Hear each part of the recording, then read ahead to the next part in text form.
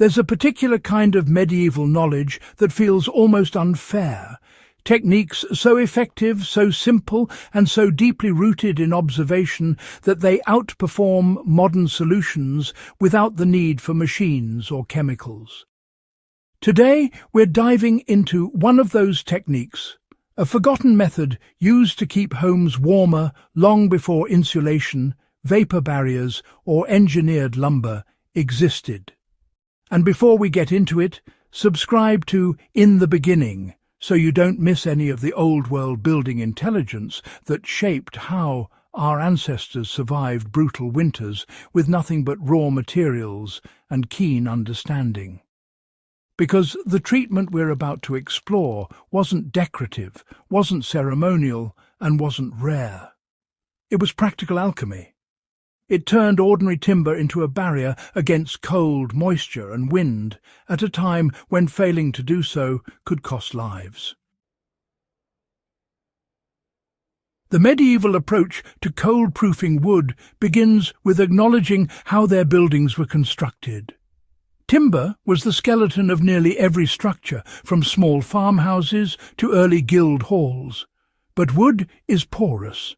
It breathes, it expands, it absorbs moisture, and in cold climates it becomes a pathway for heat loss. Medieval builders understood that untreated wood allows drafts to slip through, and once a beam becomes saturated, it freezes, making the entire wall colder. To prevent this, they developed a treatment that combined heat, resin, soot, and oil, forming a protective layer that sealed pores, repelled moisture, and stabilized the timber against temperature swings. The first step in the old method was the controlled charring of wood. Not burning it into charcoal, but toasting the outer surface until it developed a thin carbon layer. This technique appears in Viking settlements, alpine villages, and medieval Eastern Europe. The charred layer served as a thermal barrier, slowing heat transfer and resisting moisture penetration.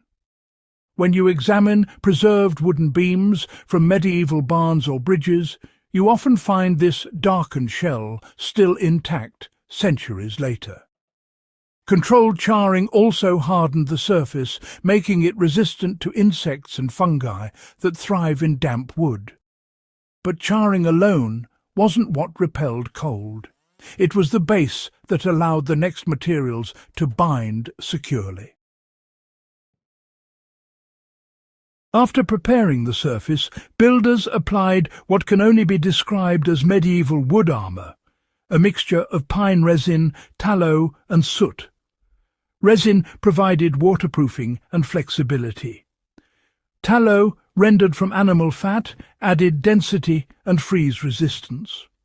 Soot acted as a binder and deep penetrating sealant. When heated together, this mixture became a viscous black balm that soaked into the charred grain, filling micro-cracks and creating a thermal seal. As it cooled, it stiffened, similar to modern wax coatings, but far more durable. In cold weather, instead of becoming brittle, the mixture contracted evenly, preventing the cracking that typically occurs with oils or paints exposed to freezing temperatures. This treatment wasn't just for decorative beams. Builders used it on door frames, roof boards, exposed supports, and even wooden floors in colder regions. Anywhere cold air could creep into a building, this mixture was applied. Some medieval texts even mention alternating layers of charring and resin coating on buildings constructed in mountainous passes. This layering created a multi-stage defense. Char repelled moisture, resin blocked wind, tallow stabilized the finish, and soot added a low-friction, weather-resistant surface. Together, the result was wood that remained warm to the touch, even in freezing weather. Modern historians studying medieval climate adaptations often point to this as one of the reasons certain early European settlements endured winters that wiped out neighbouring communities. To understand why this technique works, it helps to consider the physics behind it. Wood loses heat through conduction and moisture exchange. When the porous structure absorbs water, even humidity from the air, that moisture conducts cold inward and radiates it into the interior of a building. The char-resin-soot method effectively closes the wood's pores, replacing water pathways with fats, oils and carbon. The carbon layer is naturally resistant to thermal transfer. Resin locks the surface against new moisture. Tallow prevents brittleness in freezing conditions. It is a combination that responds to temperature changes with remarkable stability. Medieval builders didn't have thermodynamic charts, but they had centuries of observation. They knew what materials resisted rot, what kept walls warmer, and what lasted through generations. The method is surprisingly quite easy to use today for anyone experimenting with traditional building or, off-grid shelters. You start by taking a wooden beam or board and lightly scorching the exterior with a torch or controlled flame. The goal isn't to blacken it deeply, but rather to create a thin char layer that you can still touch without leaving residue. Once the surface cools, you'll want to prepare the mixture. Melt natural pine resin in a metal pot, add rendered tallow slowly, and stir until it's blended.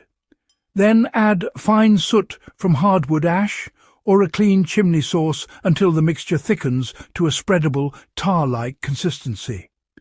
Apply it with a cloth or brush while it's warm so it seeps into the char. Let it cool naturally. And for heavier sealing, just repeat a second coat. In practical application, this is ideal for small cabins, sheds, tool handles, fence posts, or honestly any wooden structure exposed to cold and moisture. A cabin wall treated this way will shed rain-resist snowmelt and remain considerably warmer than untreated wood. Outdoor structures gain years of extra lifespan. Even wooden garden beds exposed to frost can benefit from a lighter version of the treatment. Some survivalists use the mixture on bow staves, axe handles, or hiking staffs to create weatherproof, grip-friendly surfaces. The brilliance of the medieval cold-repelling treatment is that it didn't require advanced tools or rare ingredients. It relied entirely on materials every homestead already had: fire, wood, animal fat, soot and resin. This made the technique accessible to every social class, not just the wealthy. The fact that it still works today is, I think, testament to the observational intelligence of the people who refined it through generations. Their approach wasn't mystical. It was practical science born from necessity. If you value these kinds of forgotten methods and want to keep learning how ancient builders survived climates far harsher than ours, subscribe to In the Beginning, share this guide with other history enthusiasts, and help preserve the knowledge that carried our ancestors through centuries of cold.